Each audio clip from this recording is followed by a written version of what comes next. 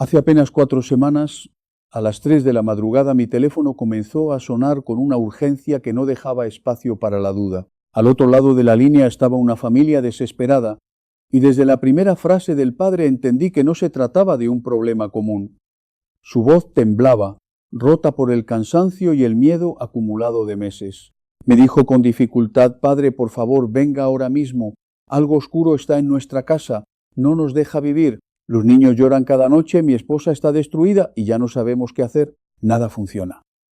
En ese instante comprendí que lo que estaba a punto de enfrentar no era solo una historia más de angustia familiar, sino algo que iba a poner a prueba todo lo que he aprendido sobre la protección espiritual. Lo que descubrí al llegar a esa casa cambió profundamente mi manera de entender la protección del hogar. No fue un detalle aislado, ni una sensación vaga, sino una realidad que se repetía en silencio desde hace siglos dentro de la tradición cristiana, aunque hoy casi nadie la menciona. Existe un conocimiento antiguo, conservado en la experiencia de la Iglesia y en la observación espiritual de muchas generaciones, que habla de cómo Dios utiliza elementos de su propia creación para proteger a las familias de realidades que no siempre son visibles. Y dentro de ese conocimiento hay 3 animales que cumplen un papel especial. Hoy voy a revelar cuáles son, por qué tienen ese significado y cómo su presencia puede cambiar por completo el ambiente espiritual de una casa. Pero antes de continuar es importante aclarar algo con total seriedad. Esto no tiene nada que ver con superstición, ni con magia, ni con creencias populares sin fundamento. Lo que van a escuchar está relacionado con la Sagrada Escritura, con la tradición viva de la Iglesia y con siglos de testimonios recogidos en contextos reales de acompañamiento espiritual. No se trata de atribuir poderes mágicos a los animales, sino de comprender cómo la creación de Dios puede participar de forma ordenada en su plan de protección. Esa noche conduje hasta las afueras de la ciudad. El camino se volvió cada vez más oscuro y silencioso, hasta llegar a una zona semirural donde apenas se veían luces a lo lejos. Cuando llegué, alrededor de las 4 de la madrugada, la familia estaba reunida en la sala principal. Todas las luces estaban encendidas, como si intentaran expulsar algo invisible con pura claridad artificial. Los niños de 8 y 10 años permanecían aferrados a su madre sin soltarse ni un segundo. El padre tenía el rostro de alguien que ha dejado de dormir en paz durante demasiado tiempo, con una mirada agotada que ya no sabía dónde encontrar respuestas. Comenzaron a contarme su historia desde el principio. La casa no era nueva. Había pertenecido a un hombre que murió solo aproximadamente un año antes. Los vecinos hablaban de él en voz baja, diciendo que estaba involucrado en prácticas oscuras y rituales que nadie quería presenciar. Después de su muerte, la propiedad quedó abandonada hasta que fue vendida a esta familia, que la compró sin conocer su pasado, atraídos por el tamaño y el precio accesible. Los problemas comenzaron desde la primera noche. No pasó una semana, ni siquiera unos días de adaptación. Desde el primer momento en que durmieron allí, comenzaron a ocurrir cosas que no podían explicar. Pasos en los pasillos cuando todos estaban en sus habitaciones, sombras que se movían sin una fuente visible, puertas que se abrían sin explicación y una sensación constante de presión en el pecho cada vez que intentaban rezar o buscar calma. Con el paso de los meses, la situación no mejoró, al contrario, se intensificó hasta volverse insoportable. Sin embargo, hubo un detalle que llamó mi atención más que cualquier fenómeno descrito, algo que la familia mencionó casi sin importancia, como si fuera un dato secundario, pero que en realidad era profundamente revelador. En toda la propiedad no había señales de vida animal, ni pájaros en los alrededores, ni insectos comunes de una zona rural, ni lagartijas, ni sonidos naturales propios del entorno. Era un vacío extraño, antinatural, como si la vida misma hubiera evitado ese lugar. Y fue en ese momento cuando entendí que había algo más profundo ocurriendo allí, algo que no se limitaba a lo visible. Entonces comprendí el primer elemento de lo que había venido a buscar. El primer animal, el gato. Sé que muchas personas al escuchar esto pueden asociarlo con ideas culturales equivocadas o supersticiones antiguas. Durante siglos, en distintas sociedades, el gato ha sido vinculado a lo misterioso o incluso a lo negativo. Pero esa interpretación está lejos de lo que realmente se observa en la experiencia espiritual y en la tradición cristiana más seria. El gato en realidad posee una sensibilidad extraordinaria ante lo que no percibimos con los sentidos físicos. Su comportamiento cambia cuando hay alteraciones en el ambiente, reacciona a estímulos invisibles para el ser humano y manifiesta señales de alerta que no siempre podemos comprender de manera inmediata. No se trata de atribuirle poderes sobrenaturales, sino de reconocer una capacidad natural de percepción mucho más aguda en ciertos niveles del entorno. En numerosos testimonios recogidos a lo largo del tiempo, incluidos los del padre Gabriel Amorth, exorcista del Vaticano durante el siglo XX, se ha observado que los gatos presentes en ciertos hogares reaccionaban de manera consistente en momentos de intensa perturbación espiritual, no como protagonistas de la situación, sino como indicadores de algo que estaba ocurriendo en el ambiente. En varias ocasiones, según estos relatos, el gato parecía dirigirse hacia puntos específicos de la casa, mostrando incomodidad, tensión o comportamiento defensivo sin una causa visible para los presentes. Y tras los procesos de oración o intervención espiritual, estos mismos animales recuperaban la calma de forma inmediata, como si el entorno hubiera vuelto a su estado normal. Además, existe un patrón documentado en el que la presencia estable de un gato en el hogar coincide con una disminución de ciertas manifestaciones de tensión ambiental en familias que atravesaban situaciones difíciles, no como causa directa, sino como parte de un equilibrio natural que parece favorecer un entorno más estable. Este tipo de observaciones no se limita a casos aislados. En monasterios y comunidades religiosas de distintas partes de Europa, durante siglos, la presencia de gatos fue común y aceptada no solo por razones prácticas, sino también por la percepción de su papel dentro del equilibrio del espacio habitado. Por eso, cuando una familia se encuentra con la aparición inesperada de un gato en su propiedad, la actitud no debería ser de rechazo inmediato. En muchos casos, estas situaciones han sido interpretadas como una coincidencia, pero dentro de la tradición espiritual se ha visto también como una oportunidad providencial que merece ser acogida con responsabilidad y cuidado. Sin embargo, este es solo el primer elemento, el primero de tres. Y lo que viene a continuación es aún más significativo, porque el segundo animal tiene un papel completamente diferente, más activo, más directo y con una presencia mucho más evidente en la historia espiritual de la humanidad. El segundo animal entra en esta historia con una energía completamente distinta, casi opuesta a la del primero, pero igual de importante dentro de este patrón que la tradición espiritual ha observado durante siglos. Se trata del perro. Cuando mencioné esto por primera vez a la familia aquella noche, pude ver cómo en sus rostros aparecía una mezcla de duda y esperanza. El perro, a diferencia del gato, no es interpretado como un observador silencioso, sino como un guardián activo, alguien que reacciona, que interviene, que responde de forma directa ante lo que percibe como una amenaza para su entorno. En la experiencia recogida dentro de distintos contextos pastorales y relatos antiguos, el perro aparece como un animal con una fuerte inclinación a la protección del hogar, no porque tenga poderes especiales en sí mismo, sino porque su naturaleza lo lleva a la vigilancia constante, a la reacción inmediata y a la defensa del espacio donde vive su familia. A diferencia del gato, que parece detectar el cambio en el ambiente y mantenerse en alerta, el perro actúa. Ladra, se interpone, marca límites. Y en muchos testimonios, su comportamiento cambia de forma repentina cuando algo altera la tranquilidad del entorno, incluso si para los humanos no hay ninguna razón evidente. En aquella casa que visité, la familia no tenía animales, y esa ausencia, sumada a todo lo demás, creaba un entorno aún más inquietante. No había esa presencia viva que normalmente acompaña la rutina de un hogar en zonas rurales o suburbanas. Todo era silencio, vacío y una sensación constante de tensión acumulada. Cuando hablamos del perro dentro de esta perspectiva, no estamos hablando de superstición ni de atribuirle capacidades sobrenaturales.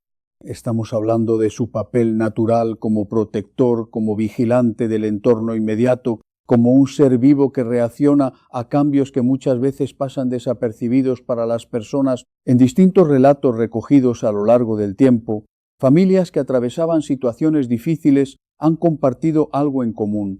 Cuando un perro llegó a sus hogares, especialmente de forma inesperada o providencial, el ambiente comenzó a cambiar, no de manera mágica, sino progresiva.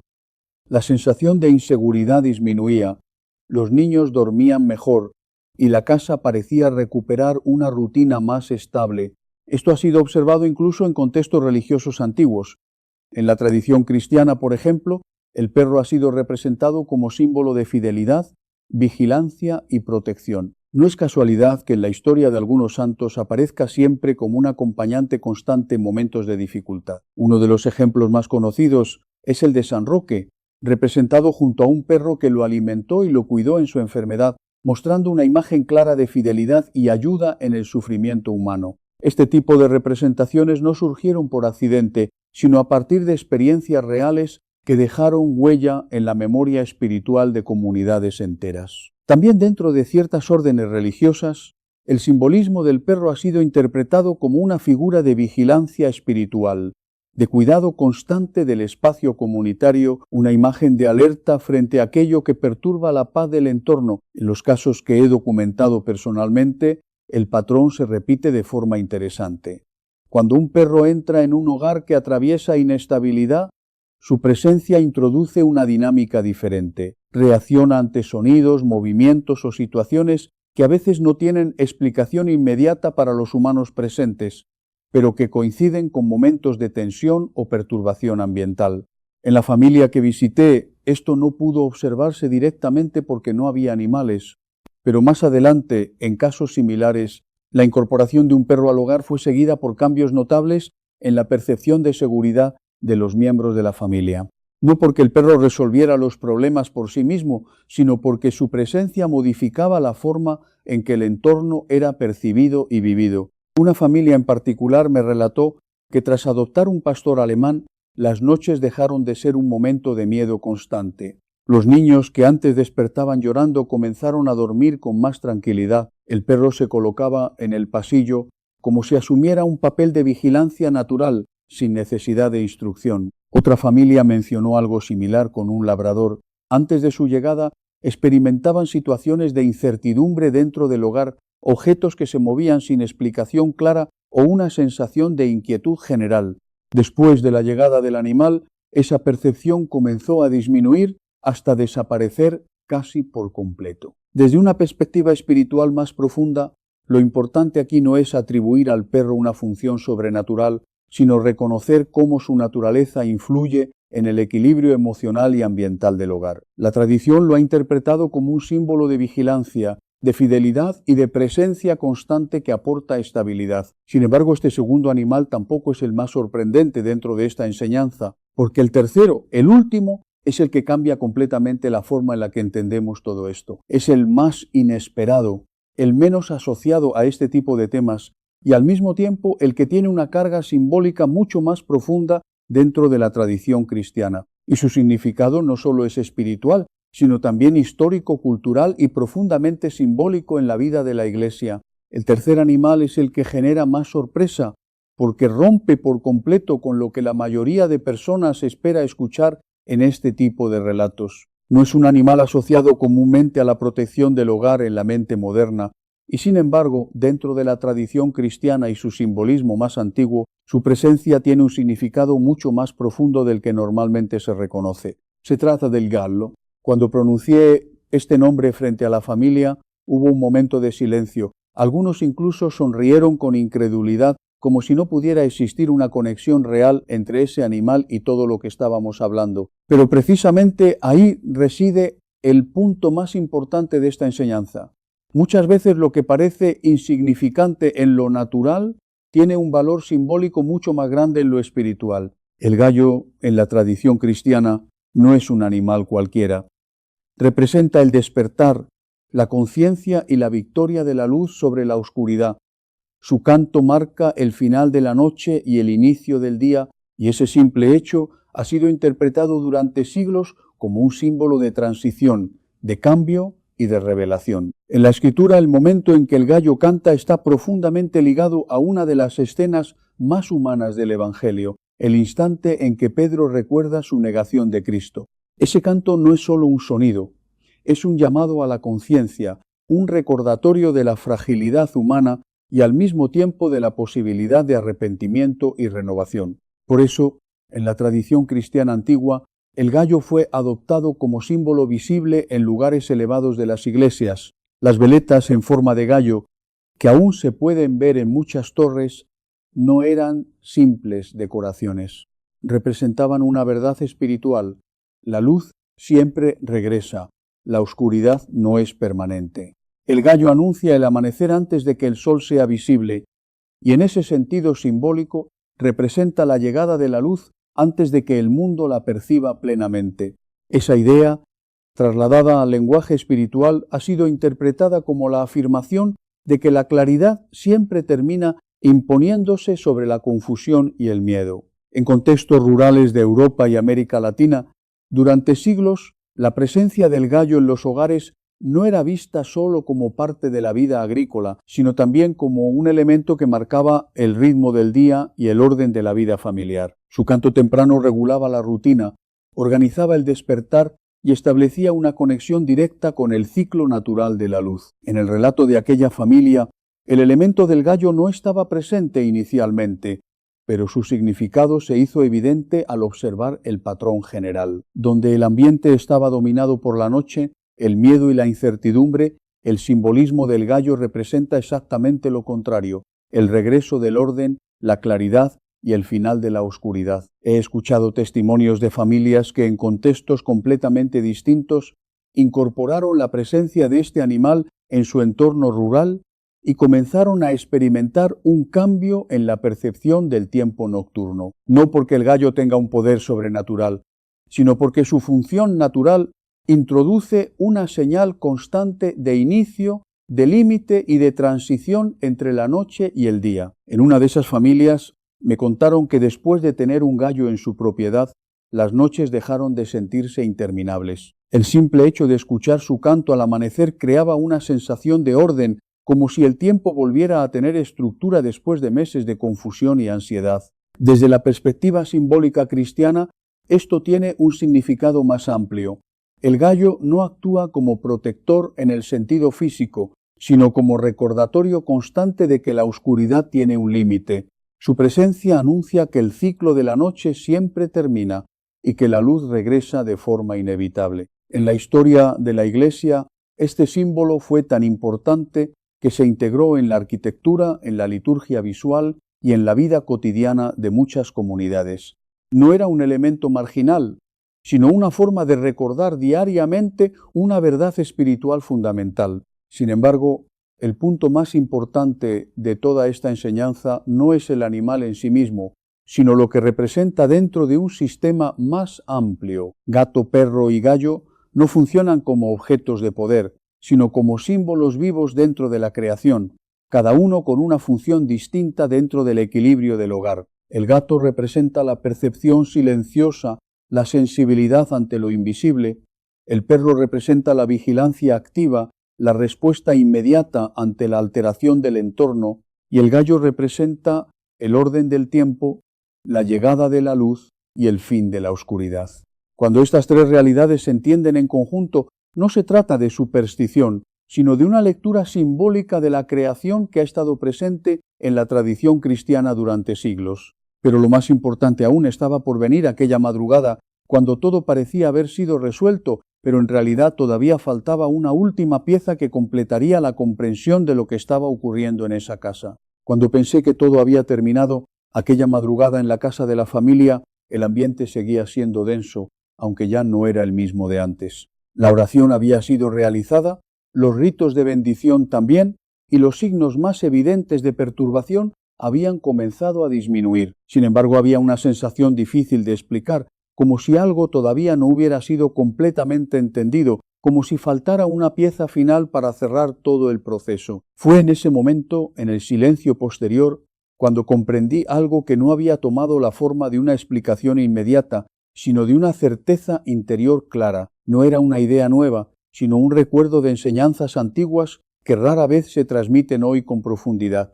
Una sabiduría que no pertenece al espectáculo ni a la superstición, sino a la observación espiritual de generaciones enteras. Me di cuenta de que estos tres animales no funcionan como objetos de poder, ni como elementos mágicos, ni mucho menos como sustitutos de la vida espiritual. Funcionan como parte de un orden más amplio, donde la creación de Dios participa de manera natural en el equilibrio del hogar humano. No tienen autoridad propia, no tienen fuerza independiente, pero sí reflejan funciones distintas dentro del ambiente en el que viven. El gato, con su sensibilidad silenciosa, nos recuerda que hay dimensiones del entorno que no siempre son visibles, pero que se perciben a través de la atención y la calma. El perro, con su presencia constante y su reacción inmediata, representa la vigilancia del hogar, la respuesta instintiva que protege a la familia de lo inesperado. Y el gallo, con su canto al amanecer, establece el orden del tiempo, marcando el fin de la oscuridad y el inicio de un nuevo día. Cuando estos elementos se observan juntos, no como creencias aisladas, sino como parte de una misma realidad simbólica, el resultado no es magia, sino comprensión. Una comprensión de cómo la vida doméstica ha estado siempre acompañada por la creación, incluso cuando no somos plenamente conscientes de ello. En el caso de aquella familia, el cambio no ocurrió de un momento a otro como una solución instantánea. Fue un proceso gradual. Primero disminuyeron las manifestaciones más intensas, luego la atmósfera dejó de sentirse opresiva y finalmente algo más importante aún sucedió. La familia comenzó a recuperar la normalidad emocional. Los niños volvieron a dormir, los padres dejaron de vivir en estado de alerta constante y la casa empezó a sentirse nuevamente como un hogar. 2 meses después regresaron a verme. No lo hicieron con miedo, sino con tranquilidad. La diferencia era visible en sus rostros. Ya no había tensión permanente ni agotamiento profundo. La esposa hablaba con serenidad. El esposo tenía una expresión de descanso que no había visto la primera noche, y los niños jugaban sin la ansiedad que antes los acompañaba. Me dijeron algo que no he olvidado. No lo expresaron como una teoría, sino como una experiencia vivida, que la casa había cambiado cuando dejaron de estar solos en ese sentido invisible, cuando la vida volvió a formar parte del espacio, cuando el hogar dejó de ser un lugar vacío. Y entonces entendí algo importante. Muchas veces lo que las personas interpretan como fenómenos espirituales complejos está profundamente ligado también al estado del entorno, a la vida que lo habita y a la forma en que ese entorno es cuidado, habitado y respetado. Pero también comprendí que el error más peligroso sería convertir todo esto en superstición, porque ninguno de estos animales tiene poder en sí mismo, ninguno reemplaza la oración, ni la fe, ni la vida espiritual. Ninguno actúa como protección absoluta. La protección verdadera, desde la perspectiva cristiana, pertenece únicamente a Dios. Estos animales, en el mejor de los casos, forman parte de una creación ordenada que puede acompañar la vida humana, aportando equilibrio, rutina, sensibilidad o estabilidad al entorno del hogar, pero siempre dentro de sus límites naturales, sin exageraciones ni atribuciones indebidas. Por eso, antes de terminar, sentí la necesidad de darles una advertencia clara, no como una conclusión emocional, sino como una orientación responsable. Nada de esto debe convertirse en reemplazo de la vida espiritual. Ningún objeto, ningún animal, ninguna práctica externa puede sustituir la relación personal con Dios, la oración constante, los sacramentos y la vida en gracia. Aquella familia lo entendió, no como una fórmula mágica, sino como un proceso de recuperación integral, y con el tiempo su hogar volvió a ser un espacio de paz, no por la presencia de símbolos, sino por la reconstrucción de su vida interior y la restauración de su confianza. Y así, lo que comenzó como una noche de angustia terminó convirtiéndose en una lección más profunda sobre la relación entre el ser humano, su entorno y la forma en que interpreta lo invisible a través de lo visible.